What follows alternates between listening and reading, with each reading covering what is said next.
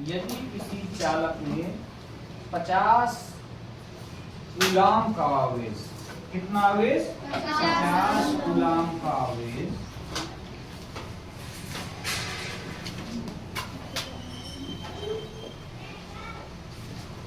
10 second तक प्रवाहित हो। कितनी? 10 सेकेंड तक प्रवाहित हो तो विद्युत धारा कितनी होगी? यह चालक में कितनी विद्युत धारा प्रवाहित होगी? यदि किसी चालक में 50 कूलाम का आवेश 10 सेकेंड तक प्रवाहित हो तो उस चालक में कितनी विद्युत धारा प्रवाहित होगी? तो Q का मान क्या हो गया? 50 और T का मान 10। इस फार्मूले में रख देंगे तो विद्युत धारा का मान क्या है? फार्मूला I Q बटे T। Q क्या है? 50 और T क्या है? 10। भाग लगाएंगे 50 में 10 को कितना है? ये आ गया 5 एम्पियर। चाहे इसको 5 कूलाम बटे सेकंड कह दीजिए और चाहे इतनी धारा उस चालक में। ओके, एक चालक में 40 कूलाम विद्युत आवेश 8 सेकेंड तक प्रवाहित किया जाता है। चालक में प्रवाहित विद्युत धारा का मान होगा 48 एम्पियर, 0.2 एम्पियर, 5 एम्पियर, 320 एम्पियर। तो सूत्र पहले इसका लिख लीजिए। I बराबर Q बटे T। I का मान निकालना है। Q 40 कूलाम तो T की जगह 40 रख देंगे। 40 कूलाम और अब समय 8 सेकेंड।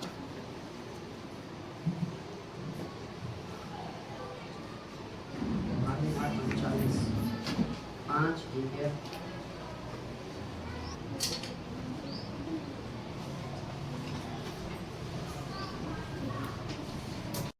एक बैटरी का विभवांतर, एक प्रश्न कर लेते हैं इसका, V बराबर W बटे Q का। एक बैटरी का विभवांतर 12 वोल्ट है तो किसका मान दिया है? V का कि W का कि Q का? V का दिया है 12 वोल्ट। ठीक है, यदि इस बैटरी में 2 एम्पियर की धारा 5 सेकेंड तक प्रवाहित हुई तो 2 एम्पियर क्या है? किसका मान है? विद्युत धारा का मान है और 5 सेकेंड समय का मान है। तो बैटरी द्वारा दी गई ऊर्जा की गणना करिए, W का मान निकालना है। तो फार्मूला क्या होता है? V बराबर W बटे Q, ये फार्मूला होता है। ठीक, तो V का मान दिया है V का मान, W का निकालना है, Q का मान नहीं दिया हुआ है। लेकिन Q का फार्मूला पता है कैसे निकलता है? I बराबर होता है Q बटे T। धारा बराबर कूलाम आवेश बटे समय। तो यहाँ से Q का मान निकालेंगे तो Q बराबर आ जाएगा I गुणे T। T का गुणा हो जाएगा, पक्षांतर करेंगे भाग में तो गुणा में आ जाता है। तो Q बराबर IT, वो यहाँ उठा के रख देंगे। चाहे Q का मान निकाल लीजिए। तो I का मान कितना है? क्या क्या है? V का मान है 12 वोल्ट, I है हमारा, I है 2 एम्पियर, 2 एम्पियर धारा है ना, ये है 12 वोल्ट, ये है 2 एम्पियर। समय कितना है? T कितना है? 5 सेकंड। ठीक है, Q का मान निकाल लीजिए, I गुणे T कर दीजिए। I कितना है? 2 और गुणे 5, 10 कूलाम आ गया। कितना आ गया? 10 कूलाम। ये Q का मान आ गया और रख दीजिए इस वाले फार्मूले में। तो V बराबर कितना है? V बराबर W बटे Q। W का मान निकालना है तो W बराबर आ जाएगा V गुणे Q, पक्षांतर कर देंगे। अब V कितना है? 12, Q कितना है?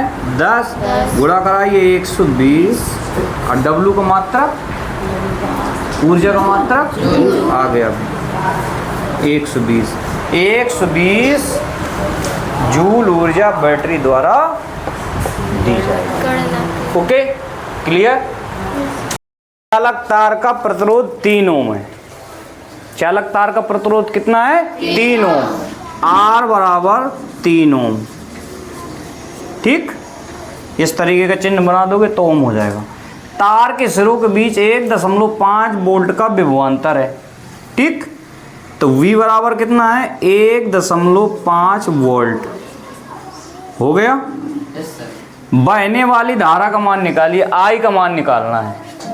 तो कोई भी फार्मूला है सेम, 3 रखे हुए हैं, कोई भी एक रख दीजिए, निकाल दीजिए। पक्षांतर करना पड़ेगा। ये अगर लिखेंगे I बराबर V/R, पक्षांतर नहीं करना पड़ेगा। ये लिखेंगे मान रख के पक्षांतर करना पड़ेगा। ये लिखेंगे तो पक्षांतर करना पड़ेगा। जो आपकी मर्जी हो लिख दीजिए। मैंने ये ले लिया V बराबर IR। ठीक है, I बराबर VR। एक ले लेते हैं, मैंने लिखा V बराबर IR, वही आ जाएगा I बराबर V/R। R नीचे चला जाए, मान रख दीजिए। V का मान है 1.5, अब R कितना है? 3, भाग लगाइए, 3 पचे कितना आ जाएगा? 0.5। बिल्कुल, दशमलव लगाए 5, क्या आएगा? क्या लिखेंगे? 0.5 भर रखिए और कुछ भी 0.5 के बाद कुछ लिखा जाएगा? हाँ, धारा का मात्रक लिखा जाएगा, एम्पियर। बस मात्रक जरूर लिखेंगे, नहीं तो बेकार हो जाएगा सब। आ गया, धारा का मान निकाल लिया हमने, यही निकालना था। कठिन लगा? नोट करिए इसको। एक विद्युत सर्किट में 10 ओम का प्रतिरोध है। यदि इस सर्किट में 5 एम्पीयर की धारा प्रवाहित हो तो सर्किट में कितना विभवांतर होगा? तो 10 ओम प्रतिरोध है तो और 5 एम्पीयर, तो इसमें R का मतलब कि R का मान दिए, प्रतिरोध का मान दिए, प्रतिरोध का मान दिए और एम्पीयर का मान दिए। तो V बराबर IR, V बराबर IR। V का मान निकालना तो गुणा करा देंगे, 10 गुणे 5 बराबर 50 वोल्ट।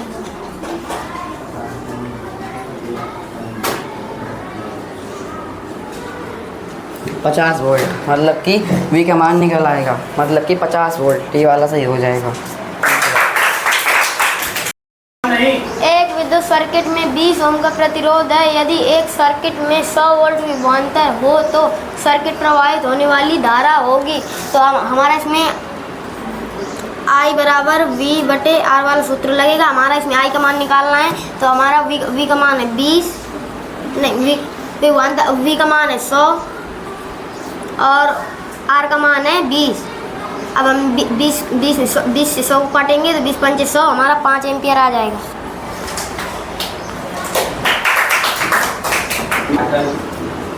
बराबर 5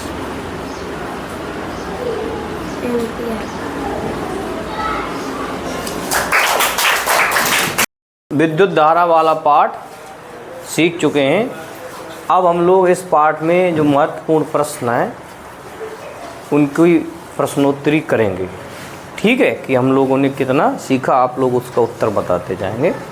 इसका पहला प्रश्न है, निम्नलिखित में से प्राथमिक सेल नहीं है? वोल्टेज सेल, शुष्क सेल, बटन सेल, सीसा संचायक सेल। बताइए। हाँ बताइए रेशु। हाँ, सीसा संचायक सेल प्राथमिक सेल नहीं है। ये कैसा है? द्वितीयक सेल है। ओके, प्राथमिक सेल वो सेल होते हैं जिनको एक बार आवेशित कर देते हैं, फिर दोबारा आवेशित नहीं कर सकते हैं। तो ये सब लिखे हुए हैं, वोल्टेज सेल, शुष्क सेल, बटन सेल। सीसा संचायक सेल ये द्वितीय सेल है, और द्वितीय सेल को बार बार आवेशित किया जा सकता है। जैसे हमारे फ़ोन में जो बैटरी होती है, इन्वर्टर की बैटरी होती है, इनको बार बार आवेशित कर सकते हैं, चार्ज कर लेते हैं बार बार।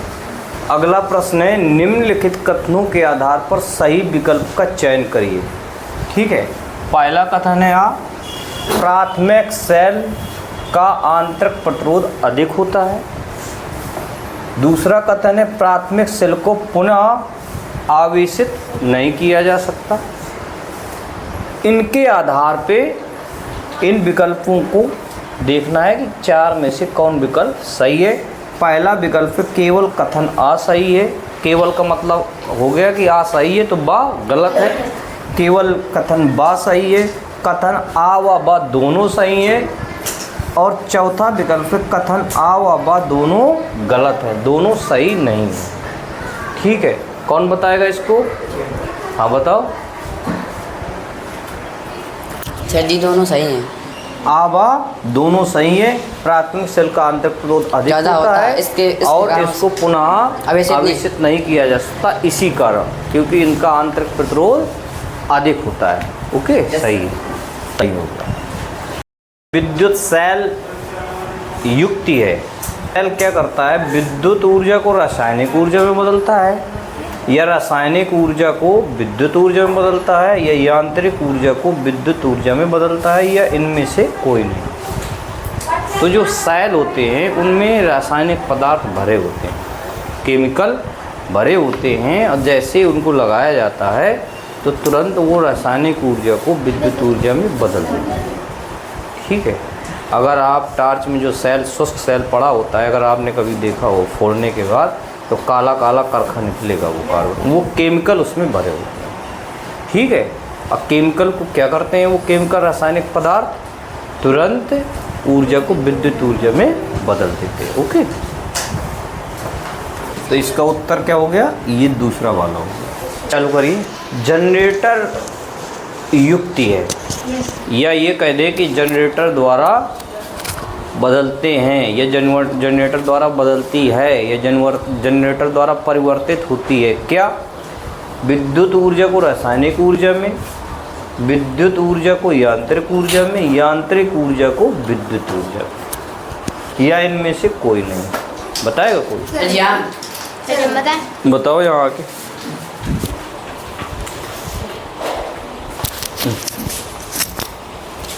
सर जी यांत्रिक ऊर्जा से विद्युत ऊर्जा में, मतलब कि जनरेटर या जनित जो ऊर्जा कौन सी ऊर्जा में परिवर्तित करता है, तो यांत्रिक ऊर्जा से विद्युत ऊर्जा परिवर्तित करता है वो। विद्युत धारा के ऊष्मीय प्रभाव पर आधारित है। Ammeter, voltmeter, voltameter, bulb.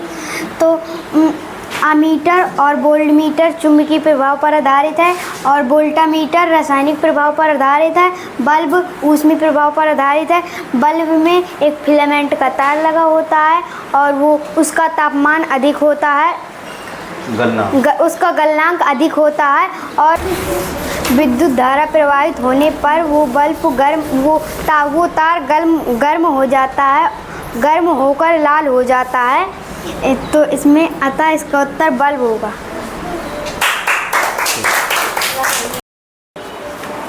विद्युत धारा का SI मात्रक होता है, कूलाम होता है, ओम होता है, वोल्ट या एम्पियर। इन चार विकल्प में एक विकल्प सही होगा।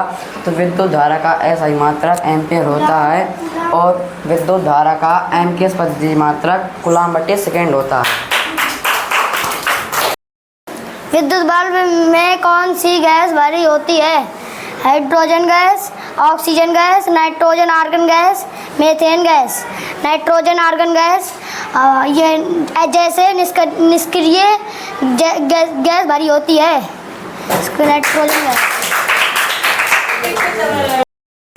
प्रतिरोध का मात्रक है ओम, न्यूटन, वोल्ट, एम्पियर। प्रतिरोध का मात्रक है ओम।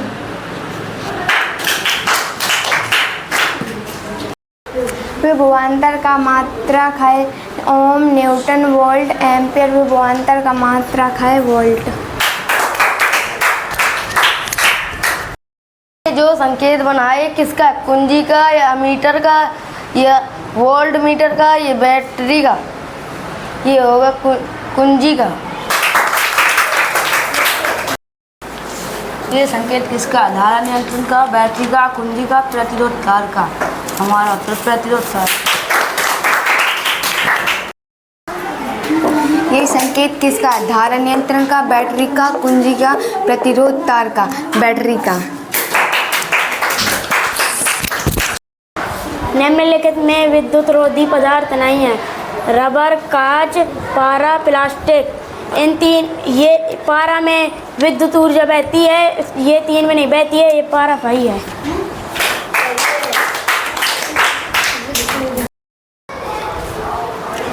फ्यूज को मेंस में जोड़ा जाता है, समांतर क्रम में, श्रेणी क्रम में, दोनों क्रम में, इनमें से कोई नहीं।